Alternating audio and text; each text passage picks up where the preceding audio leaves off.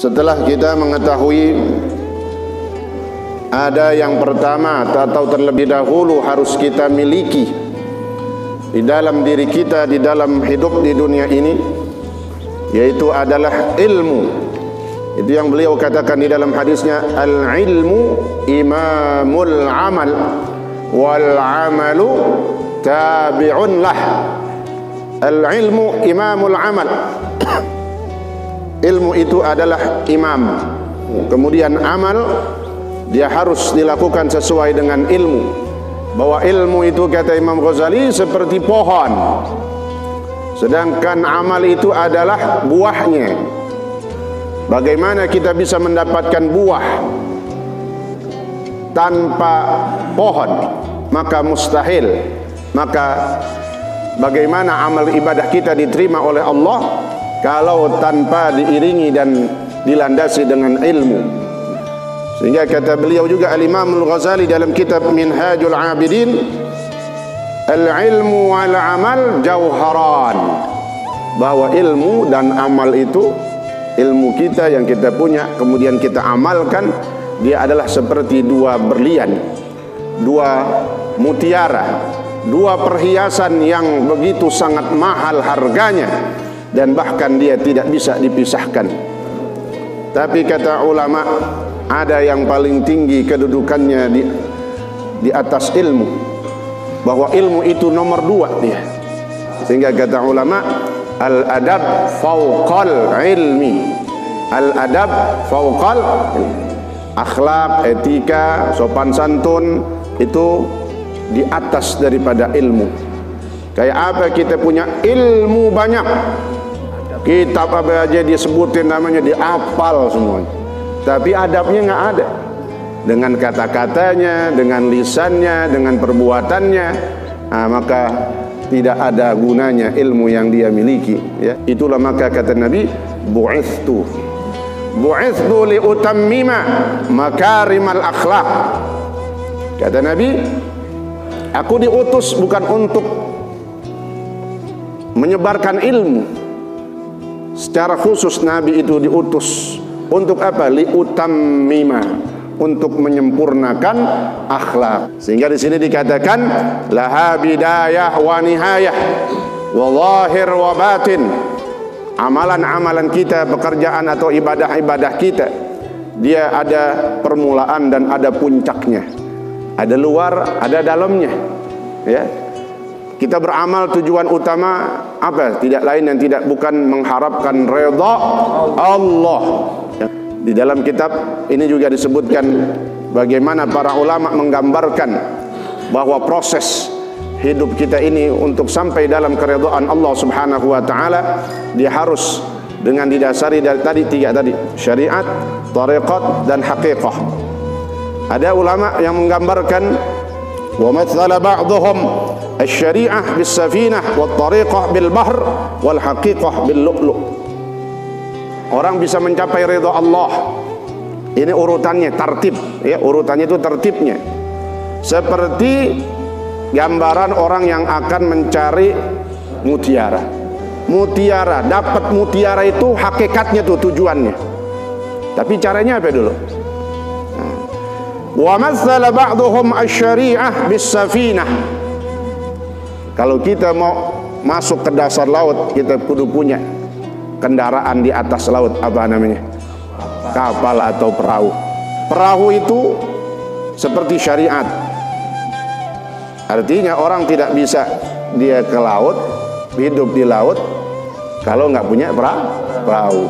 Begitu juga nggak bisa kita mendapatkan ridha Allah kalau awal dasarnya kita tidak kerjain. Apa itu tadi? Syariat, ya. Syariat itu ya ibadah secara zahir yang kita lakukan. Tariqahnya apa? Lautnya itu tariqah. Kita bisa mendapatkan mutiara dengan naik kapal di laut.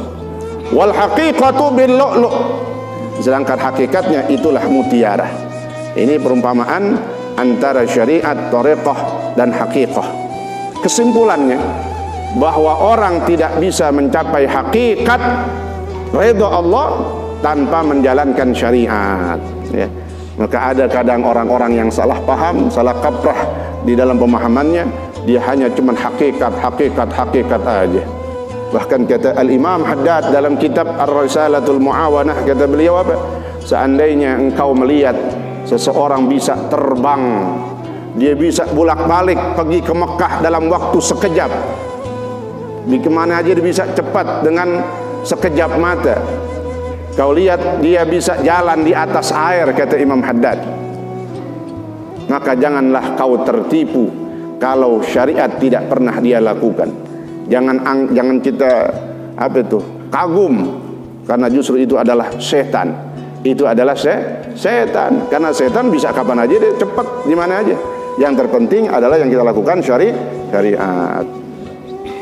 Gimana cara sholatnya, ya?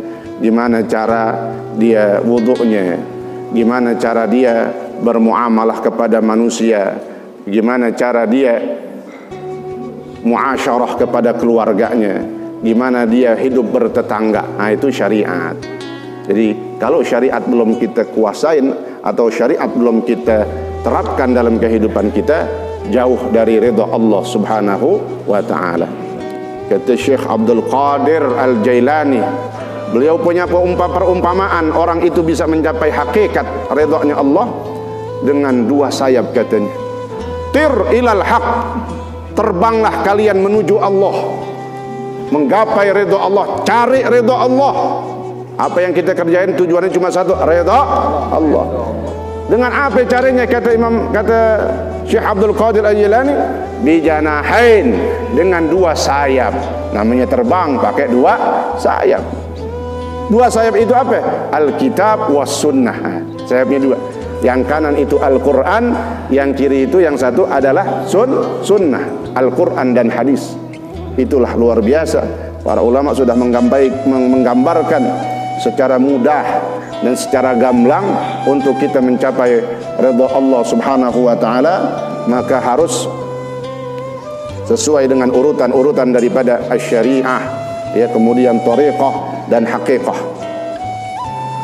Bahkan kata Syekh Junaid Al-Baghdadi, kullu turuq masdudah, setiap jalan ini buntu, jalan itu semuanya ketutup udah,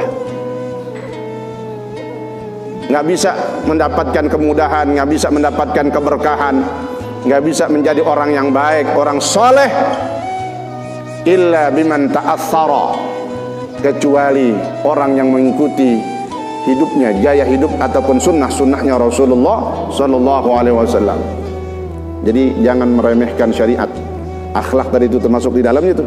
Yang di awal adab fauqal ilmi, itu adab itu bagian dari syariat dan thariqah. Kita tahu ini harus sopan santun kepada orang tua, kita ngomongnya baik, itu namanya dia beradab, ya. Dia namanya melakukan sesuatu yang disunahkan ataupun dianjurkan oleh Rasulullah Sallallahu Alaihi Wasallam. Wala wusula ila nihayatiha illa ba'da ihkami bidayatiha. Dan kita tidak bisa, ya, mencapai daripada puncak tujuan hidup kita kecuali kita menata rapi bidayah, permulaan itu. Kita nggak bisa mencapai hakikat ridha Allah kalau tanpa ihkam bidayah, menata, melakukan sesuai dengan urutan bidayah, permulaan tadi. Apa tadi awalnya itu? Syariat sama, nah, dia bareng tuh berdua, ya, syariat, thariqah sama hakikat. Hakikat itu puncak, ya. Kapan kita selesai melakukan keduanya nih? Nyari ilmu, nuntut ilmu, beramal sampai kita meninggal dunia. Maka meninggalnya disebut, ya, ya ayyatuhan nafsul mutmainnah irji'i ila rabbiki radiyatan maradiyah. Orang yang beramal, berilmu, ilmunya diamalin, amalnya dengan ilmu, terus saja kerjain begitu semua, ya, mencakup hubungan kepada Allah, hubungan kepada manusia tadi itu, akhlak. Nah, maka selesai kita melakukan semuanya, meninggal dunia, sampailah kita pada hakikat mendapatkan ridha Allah Subhanahu wa ta'ala. Itu yang Nabi katakan di dalam hadisnya juga, la yashba'a mu'minun min khairin hatta yakuna muntahahu al-jannah. Nggak pernah kenyang, nggak pernah cukup orang yang beriman min khairin, dari kebaikan-kebaikan, amal soleh, ibadah yang diiringi dengan ilmu. Syaratnya itu ibadah yang diiringi dengan ilmu. Nggak pernah cukup orang beriman, nggak pernah merasa kenyang, kurang terus, bahkan dikerjain terus.